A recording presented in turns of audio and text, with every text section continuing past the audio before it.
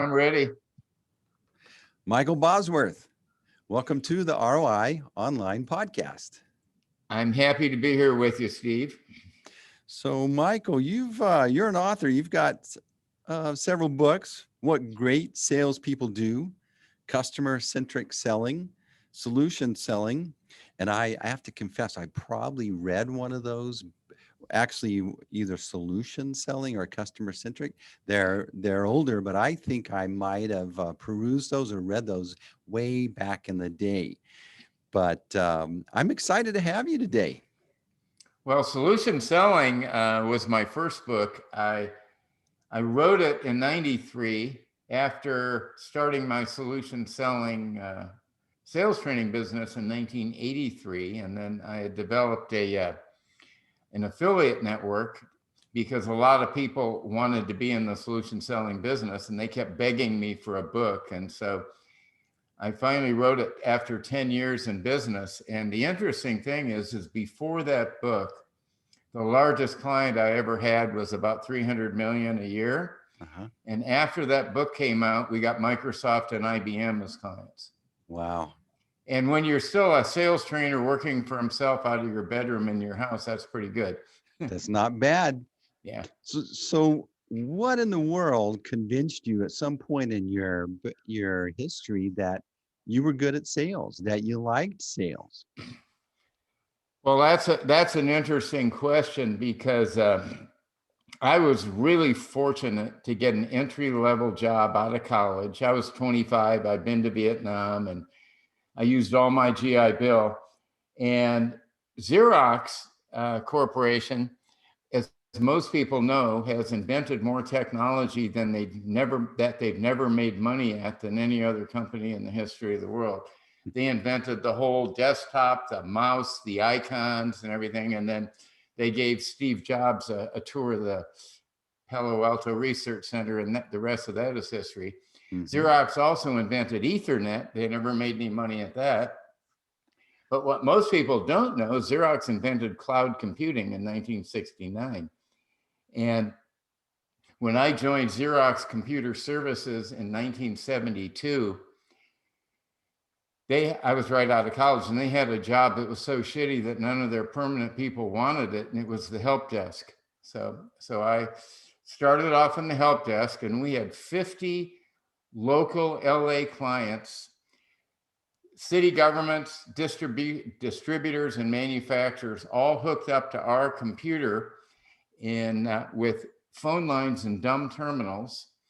And it was usage-based revenue, fully interactive, general ledger, payables, receivables, order entry, inventory, production control, material control, et cetera, all these applications. And so I had the 3-ring binder for all of them on my desk, and people would call me, and I'd have to get them out of their messes all day long. After a year of that, I went out and got to meet all my customers that I've been working with. And yeah. I'll be a little vulnerable here. A lot of them said, oh, when they finally met me, they said, we thought you were taller. But anyway, so then I got to do hands-on with live customers, helping them run their business using our applications. And if they didn't use it, there was no revenue. And so after 2.5 years, management comes to me and they said, Mike, we want you to go into sales. And I had 2 answers, no and hell no. The no was I didn't really respect those guys. They were mostly ex-IBMers because our CEO came from IBM. And every client I had, they had made promises to that we couldn't keep. They'd say, oh yeah, it'll do that. Oh yeah, it'll do that. And then they'd sign up and it wouldn't. And so I'd have to, fix that. The second problem was my violent alcoholic father was a salesman, and the last thing I ever wanted to do was be anything like him. Wow. So I said no and hell no. And they came back about a week later and said, okay, we understand your reluctance. We're going to give you a little safety. In writing, if you don't like sales, you can have your application consultant job back after 6 months. And you can keep your application consultant salary. You don't have to drop down to the sales base. So I said, okay. And then I had a boss that taught me the one thing I really didn't know how to do. I knew how to help people solve problems with our product, but I didn't know how to find prospects. And so he said, I'm going to teach you to cold call. And back then, this is probably before you were born, Steve, but cold calling was actually going into an industrial park, walking into a building, going up to the receptionist, introducing yourself and asking to see a job title. Mm-hmm. I did that for years. So I started doing that. And I did this all intuitively, which is why it took me 35 years to be able to really teach it well. Because most really good salespeople do it intuitively. And that's why they struggle as sales managers, because how do you teach somebody else to do what you do intuitively? Exactly. And the answer is with great difficulty. Yeah. But all those other salespeople that we had hired back then were in their mid 30s to early 40s, 98% of them from IBM. Everybody who joined our company back then had to go through product school. And what it really was demo school. And you couldn't graduate until you could demo every application. Demoing general ledger is really exciting, as you can imagine. And but anyway, you had to be able to demo all the applications. And so virtually all those other high-powered IBM salespeople, they after 6 weeks of product school, they go out to make their first sales call. And what's the only thing we taught them to do? Demo. So they say, can I show you a demo? They led with product. Now me, I've been helping customers for 2 years, and we had a first generation MRP system that was blowing the socks off the industry. What's an MRP? What's an MRP system? Material requirements planning. And basically we could take a manufacturing plant that had 50,000 parts, some of them with 52-week lead times, multiple hugely complex, and where they used to take a week and a half to 10 days each quarter on flip chart paper all over the walls to plan their production, we could replan their plant overnight. Wow. So I'd go knock on the door. I'm 28 years old, go up to the now our marketing department, they gave us the targets. They said, here are the manufacturing plants with the right SIC code, the right number of employees, et cetera, that are a perfect target for where we should be selling, right? So I go knock on one of those doors and say, hi, my name's Mike Bosworth, and I'm with Xerox Computer Services, and I'd like to speak with your materials manager. They'd call the materials manager and say, I got this guy from Xerox in the lobby. What do you want me to do? Well, 80% of the time, this was 1974, they'd come out.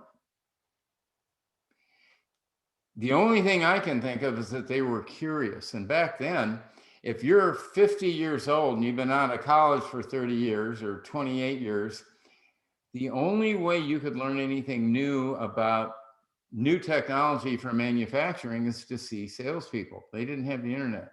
Yeah.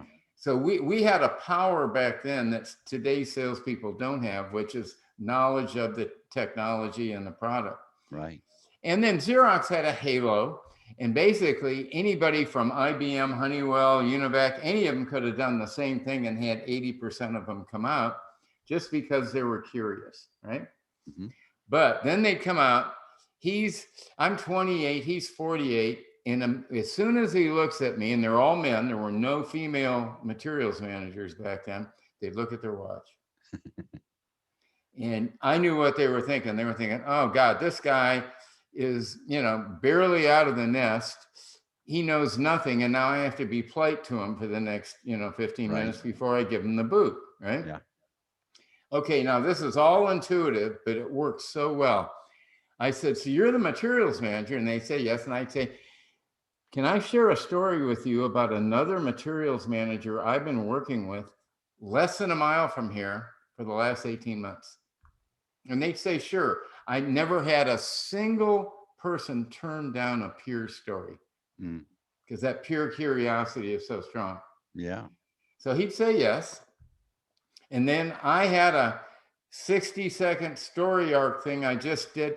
Here's where I met him. Here's the situation 18 months ago. And then I'd get into his struggle before he had our product. His CFO was pissed at him because he had too much inventory. His VP of manufacturing was mad at him because he was missing the shipment schedule. And then I'd go to the turning point of the story. 18 months ago, when he found out that Xerox now had a capability to replan an assembly manufacturing plant overnight, he decided to be an innovator, early adopter, and he volunteered to be our first customer. He took the risk. We had no existing customers. He went first. Here we are 18 months later. He used to have 8 million in inventory. Now he's down to 1.9 in inventory million. His past due backlog used to be 28%. Now it's 2%. But enough about me. What's going on here? Mm-hmm. Because I had installed that one. So I knew that story cold, right? Yeah. Yeah. And 60 seconds after he looked at his watch, now he'd say, you want to come in and look around? Yeah. So that story, that 60-second story, led him to some emotional conclusions. First emotional conclusion is, even though this guy's a lot younger than me, it sounds like he knows how hard my job is. Mm-hmm. It sounds like he's helped somebody else like me solve the biggest problem I've got on my plate. And basically, the story removed his discovery resistance. And most human beings have built-in discovery resistance against salespeople, or the whole idea of feeling sold or being sold to. Absolutely. And so you were able to make a long story short, in my first 5 months in quota, I sold more than anybody in the history of the company has sold in a full year. I filled my pipeline with that one story. The beautiful thing about that I love is that you're able to help them envision themselves in a particular affirmational situation. Yep. One where they feel like, this guy understands me, I'm safe investigating right here, but also I can become a hero. I can get out of danger. I can get out of the stress that I'm in. I can get out of danger. That's a great way of saying it, Steve, because he was in danger. He went to work every day with 2 C-level people crawling up all over him. And he was working 55 hours a week, and he was afraid of being fired every day he went to work. Mm-hmm. And what I love is his brain was filling in all the details. Where everyone is being trained to do a demo, well, they're assuming this demo is solving the assumed problems that exist. And people are going, you lost me, because that's not what I'm dealing with. And for you to go in and tell a story, their brain takes over and fills in all the details that they believe. Well, if you've read What Great Salespeople Do, I started doing my research into the power of story in 2008. And I think it's UCSD in San Diego. They had somebody in an MRI machine, and they were watching their brain when the idea of, can I share a story with you? In other words, we are all trained from infancy to anticipate stories with once upon a time. Mm-hmm. And they found that the human being, when they anticipate a story, the critical left brain shuts down, the creative right brain, hooked to all our senses and emotions and everything, opens up. Lights up. Yeah. Yeah. So that's why I call it permission selling, because stories are really powerful. But no stranger is going to let another stranger walk up to them and tell them a 60-second story, especially if they're a salesperson. The whole key is to first trigger their pure curiosity. Oh, you're a materials manager. Can I share a story with you about another materials manager? And if the story is really powerful, which mine was, in 60 seconds, they went from pure curiosity to pure envy. And once he had peer envy, he said, you want to come in and look around? Mhm. All the discovery resistance is gone. And I spent the next 45 minutes doing discovery. So in your book, What Great Salespeople Do, what are the top 3 things that great salespeople do? Now, I would assume lead with a story is one of them. Well, it's actually, they have 3 stories in their quiver. They have a customer hero story. Mhm. They have their personal story of why they do what they do. And in that personal story, the struggle there has to be their own personal struggle and career. So the person buying from them comes to the emotional conclusion that they have character, that they keep their promises, that they fall down, they can get up, you know. The third story is the Who I Represent story, which is the story of their company, their founder, their company mission, etc. And if you think about how people buy, in most cases, the beginning of the buy cycle, they aren't even looking. So we have to get them from not looking to looking. We have to trigger pure curiosity. We have to trigger pure envy. That's phase 1. Now, phase 2, now you can go in and do a demo. Now they have a buying vision. Can you really replan this complex factory overnight? Now the techies go in and demo their hearts out. Mm-hmm. And it typically in the middle of the sales cycle, when the potential client is looking at details, now you go to lunch and they say, so Steve, how'd you get into this business? They express some curiosity. So we have that second story all locked and loaded, ready to go, with a story arc, with a setting, a struggle, a turning point, and a resolution. Mm-hmm. And then in phase 3, now they say, yeah, it'll work. Now we have a transition plan. Now we know how we're doing education, et cetera. So now we're in pitching the C-levels. They get the CFO to sign off on this big deal. And the C-level people in phase 3 say, so we've never heard about your company before. Who are you? And now you tell that company story that shows that your company has character, your company keeps their promises, your company takes care of their customers, et cetera.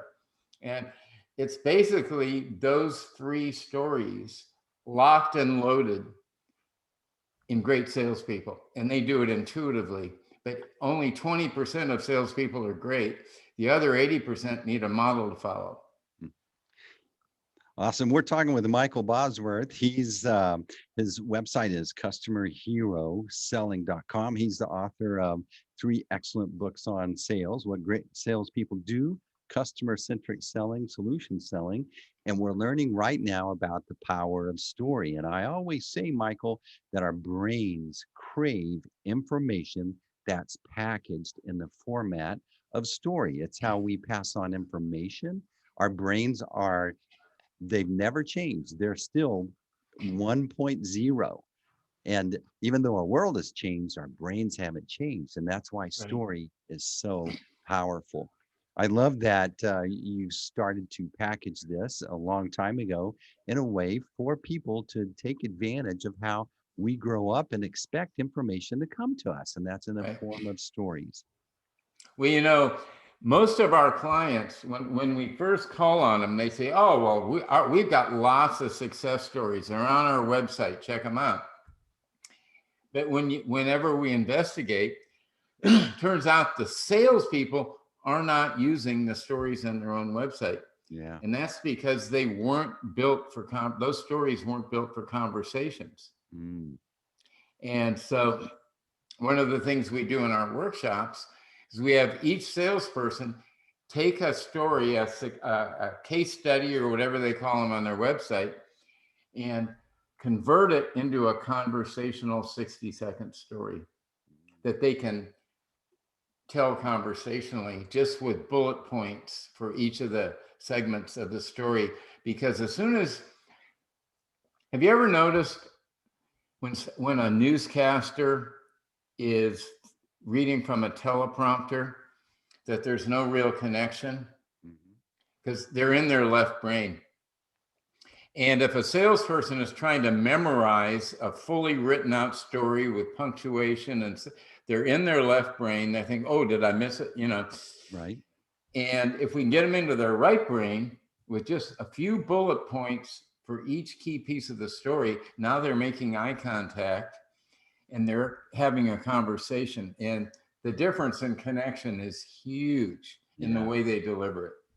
I love how on your website you're talking about architecting your web visitor experience, and Yep. I think it's something that a lot of the folks that we work with, it's like something that's this beautiful thing that they can invest in, an evergreen asset that's going to support their sales process. They have an expectation that this investment, this digital investment, should pay off. It should grow the value of their business. But what you're connecting as far as the dots here is, why not take this and help your prospects, the folks you want to serve, begin to be introduced to the stories that your salespeople are going to take and really it would become a force multiplier for what they're doing. Sure. Well, my philosophy for my whole sales training career is most people love to buy, but they hate feeling sold. Absolutely. And so if you go out as a salesperson, the kiss of death early in a new relationship is to remind your buyer of another asshole salesperson that stole his wallet a year ago. You're toast. If we've worked with other people just like you, you're done. Mm-hmm. Steve, what you need is our blankety blank system. As soon as they hear that you need, you're done. So a lot of what we have to do is teach people to facilitate the buying. And as long as because people love to buy. And so if you're in tune and use story to nudge them through their buy cycle, they never feel pressured. Mm-hmm. So what do you say to people who go, Michael, you're manipulating people here? What is your answer for this?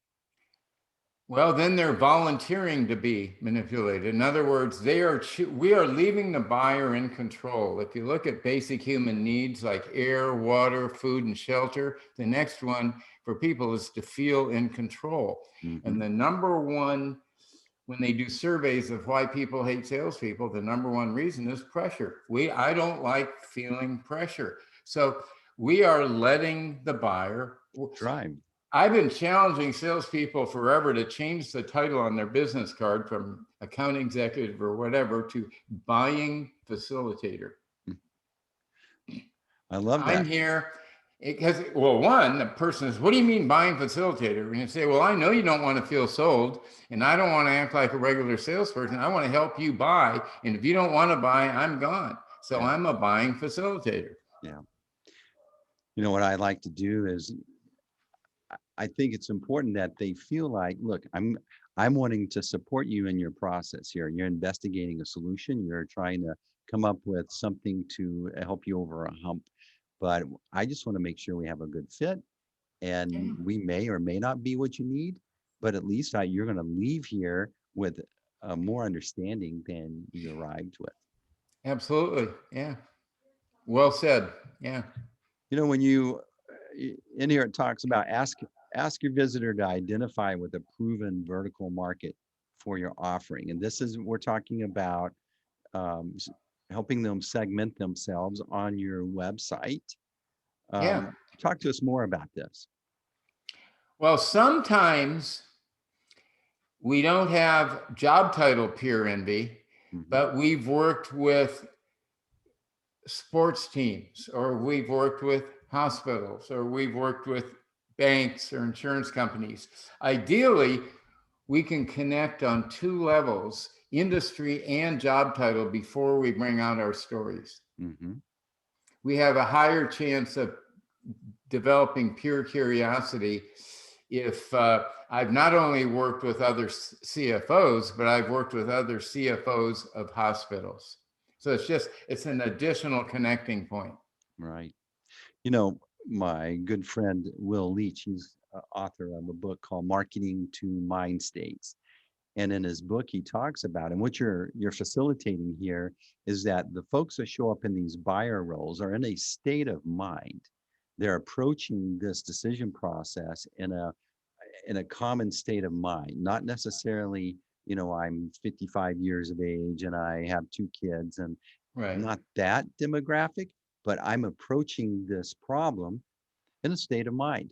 And to be able to connect with them and actually um, put your content on your website to communicate that decision process from that state of mind makes them feel safe and it makes them feel understood. Yeah. And then we find that it's about 50-50. Some people are more curious. If you're a CFO, it's 50-50 that you're going to be curious about what other problems other CFOs have solved, or would you like to hear what other CFOs are saying about how they like our product? Mm-hmm. So we go either way. You can have it. So if they're curious about, a customer usage statement, then I say, would you like to hear the story of the customer who said that? If they're curious about a problem solved, I said, would you like to hear the story of the person who solved that problem? In either case, the first step from not looking to looking is curiosity. Mm-hmm. Yeah. And so that's, the ex, oh, he's not with HubSpot anymore, but I really loved when he said that people have really changed the way that they shop, live, and buy right now. And Yeah. it's because I'm going to evaluate from a distance of safety. So it means Yeah. I can sneak around on your website and you don't know who I am, but I can Right. investigate and look without that pesky person asking me, hey, may I help you? And it's like, no, I'm good. But after they've identified and they start to see themselves in that story about that solution, that's when they feel better about raising their hand and identifying who they are. Yeah. And then, in the deck I sent you, if you're selling a product B2C and it's easy to understand, once they have a buying vision, then you give them some purchasing options right there on the website. No human being involved. Mm-hmm. And if it's complex, if it's going to be a committee, if it's going to be big dollars, et cetera, would you like to talk to one of our representatives and get into Calendly and book an appointment for yourself? Yeah. That's what I love about your workshop and your training is that oftentimes when folks are wanting to refresh their website, they're at a loss at exactly what they should put on their website and Right. how that journey should flow in that website. And so you have these super cool things like customer hero stories. Why we use them? Well, it makes an emotional connection. It establishes trust, competence, credibility. It reduces discovery resistance, and it creates a vision of success for buyer. I really love how you have it broken down here.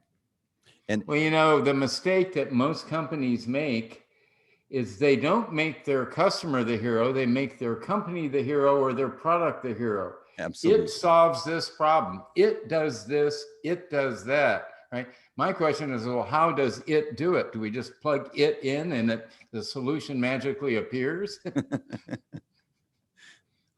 So when you started realizing this story solution, this way of using stories, um, what kind of resistance did you get from people that you wanted to train to apply it? Because I've attempted this a little bit, and these oil field guys are going like, no, you don't know who we're talking to. They don't care. All they care about is price.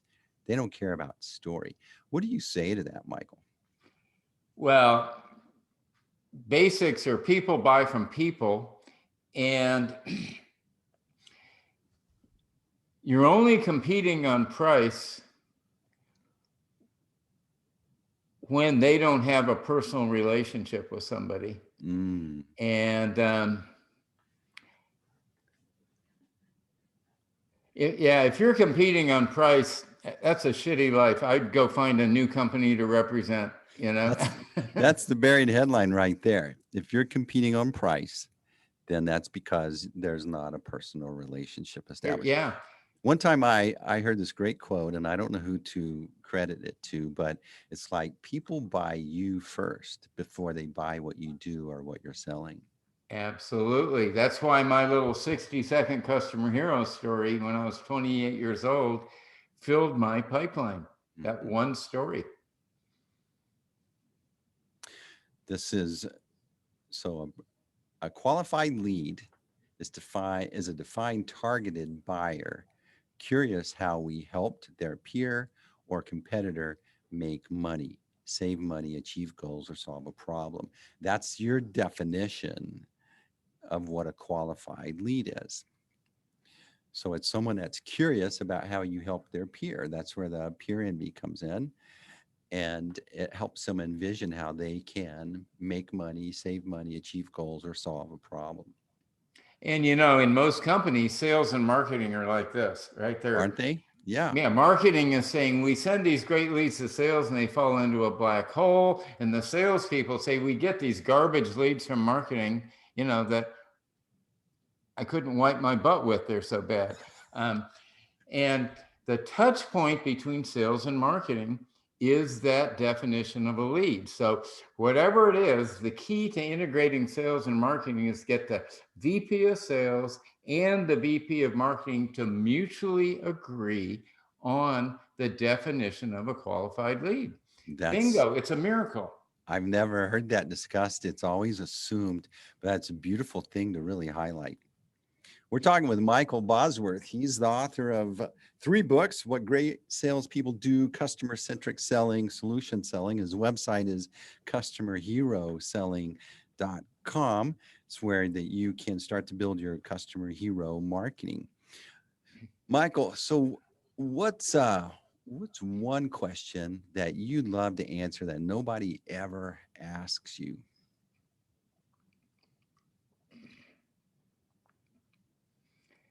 Boy, Steve, that's a tough one because I've been hearing questions for 40 years. I guess the one that people ought to be asking me, what the salespeople, the biggest problem for most salespeople is when they get into a slump. Mm-hmm. Every professional athletes get into slumps, right? Mm-hmm. We hate slumps where we were really cooking, things were working well, and then all of a sudden we're in a slump. Right. So the question is, why do I was the top salesman in the company last year, and now I'm in a slump this year? Yeah, that hurts. Well, I know why. Why is it? Well, do you know what the Goldilocks zone is? No. Well, like in our solar system, the only planet that's the right perfect distance from our sun that's got water and oxygen is in the Goldilocks zone for life. The others, it's too hot or too cold, right? Mm-hmm. Well, salespeople hit a Goldilocks zone.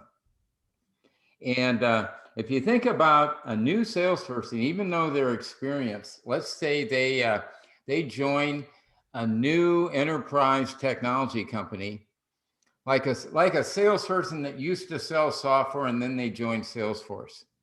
Okay, well, anytime a salesperson joins a new organization, no matter how good they were in their last job, they go through what I call time to solution expertise. There's a certain elapsed time, depending on how complex their new offering is, for them to really not knowing how to describe it all to the point where they have solution expertise. Right.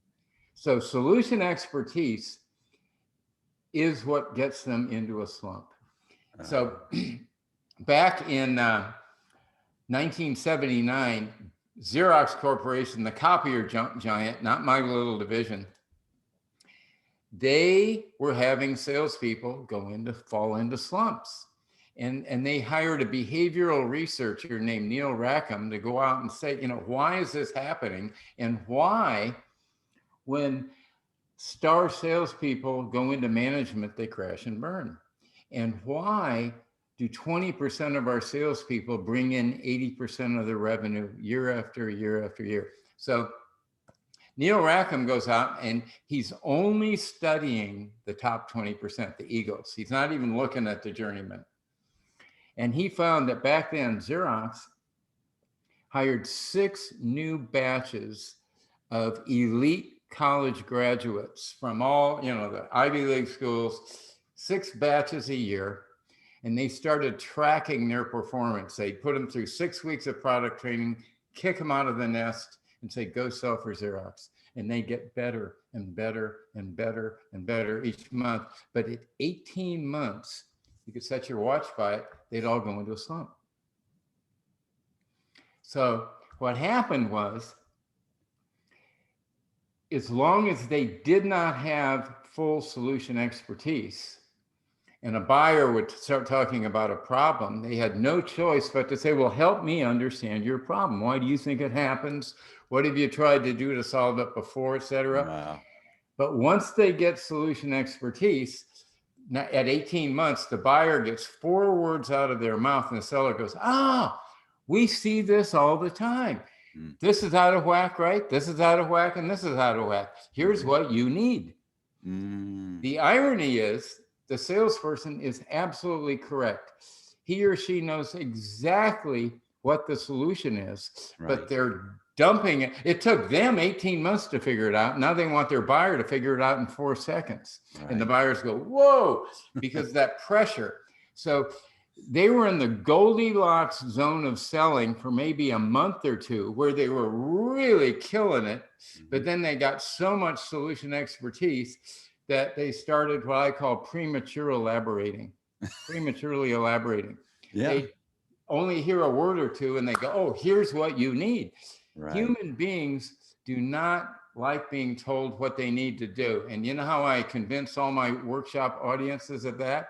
I say, next break, take your phone, call your partner, your romantic partner, your spouse, your girlfriend, your boyfriend, the person who in theory loves you more than anybody else, and try 2 to 3 you need to statements on them and see how they respond. Right?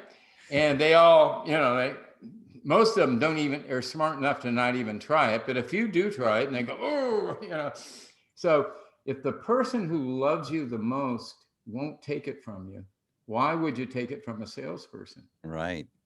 And so it's the telling people what they need. That solution expertise is what puts them into a slump. And so we have to teach them, okay, now you get the buyer to admit pain, which is a huge skill because people, if they don't admit their problem to you, they're never going to buy from you, right? But instead of once they admit their problem, which is a huge, we call it a public display of trust, right? I'm trusting you enough to be vulnerable and Steve and say, I really suck at this area of my job, right? Yeah. Instead of going, oh, we see that all the time, here's what you need, to come back and say, can I share a story with you about somebody else who had the exact same problem? Oh, and then all of a sudden they go, God. And you slow them down, and then you take them through the learning curve of your customer. And then they go. And that cures the slump. Yeah. That cures the slump. What an awesome tip. I liked, you and I talked before we started on this, but this is what I love about this podcast is I get to talk to someone and geek out about stuff that most of the people around me would be bored with. But the folks that are listening to this is an opportunity to get to talk with the author, Michael, and really hear really pithy items like this that really make a difference. The Goldilocks zone. I love that. I never heard that before. I appreciate that. Michael, you've been an awesome guest on the ROI Online Podcast. Tell us about your workshop, what's going on, where do people need to contact with you? Well, I'm pretty much retired now. I'm 74 years old and I've got muscular dystrophy. And so I'm not traveling. I can't go up steps very well. So I've got a couple of US affiliates and one in the Far East in Singapore and one in Europe who are right now we're doing story seekers workshops online because of COVID. Yeah. And so if you go to storyseekersus.us, you can see the workshops we're doing, and we do some open workshops where you can sign up onesie twosie. Most of what we do is we're doing it for an enterprise, and we have Zoom rooms, so we have the big tent, and then we break them up into small groups and allow them to role play. Because have you noticed that there's 4,000 colleges and universities in the United States, and I think only 37 of them have more than 2 courses on selling? Mm-hmm. Do you know why? Because they don't know what they're teaching about. That's right. How many college professors do you think could sell quota in anything? Right? And selling is not an academic subject. It's a skill.